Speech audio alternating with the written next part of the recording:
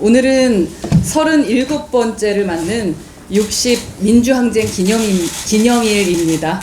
60항쟁 기념식 참석 관계로 오늘은 좀 평소보다 조금 일찍 최고위를 개최하게 되었습니다. 개혁신당 최고위를 늘 관심 있게 지켜봐 주시는 국민 여러분, 그리고 당원 동지 여러분, 그리고 언론인 여러분께 양해의 말씀 드리겠습니다.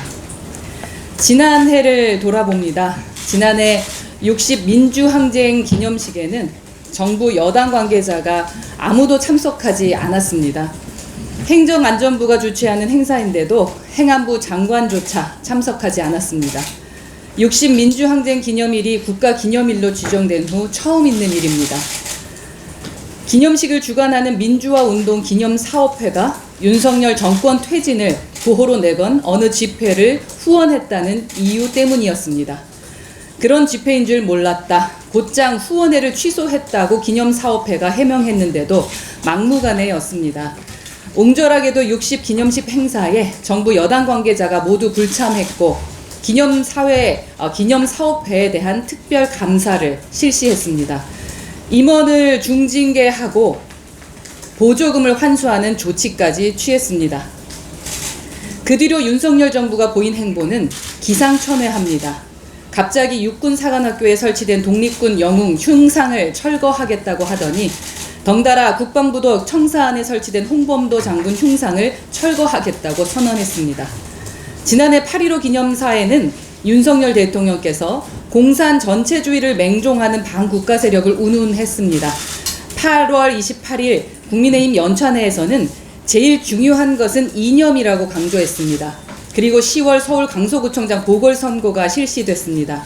부패 혐의로 유죄 판결받은 지 얼마 되지도 않은 사람을 대통령이 특별 사면에서 후보로 내세웠다가 참패했습니다. 그것이 4월 총선으로까지 이어졌습니다.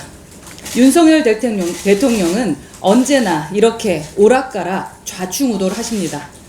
어떤 곳에 가서는 이념이 아니라 민생, 이념보다는 실용과 과학이 중심이라고 말하더니 다른 곳에 가서는 이념이 제일 중요하다라는 식으로 말합니다. 워싱턴 포스트와 인터뷰에서는 자신을 페미니스트라고 소개한 적도 있습니다. 윤 대통령은 사실 이념이 뭔지 모르는 분 같습니다. 그저 편의에 따라 이리저리 갖다 붙이는 것으로 보입니다. 낡은 이념 구도를 넘어서야 할 대상은 다른 누구도 아닌 대통령 자신입니다. 60항쟁 37주년을 맞아 오늘을 돌아봅니다.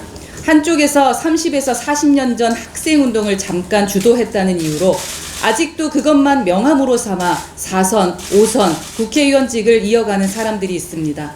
다른 한쪽에서는 오로지 그들을 척결하는 것을 시대의 사명처럼 여기는 사람들이 있습니다.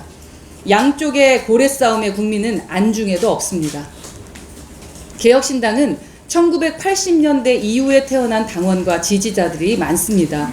국회의원 3명도 모두 1980년대 이후 출생자들입니다. 그래서 저희는 1980년 5월에도 1987년 6월에도 직접적으로 빚진 것이 없습니다. 빚진 것이 없으니 진심으로 존경할 수 있고 빚진 것이 없으니 과거에 얽매이지 않고 미래를 설계할 수 있습니다. 빚진 것이 없는 세대가 이제는 나라를 이끌 때입니다. 다행히 오늘 60 민주항쟁 기념식에는 국무총리와 여당 비상대책위원장이 참석한다고 합니다.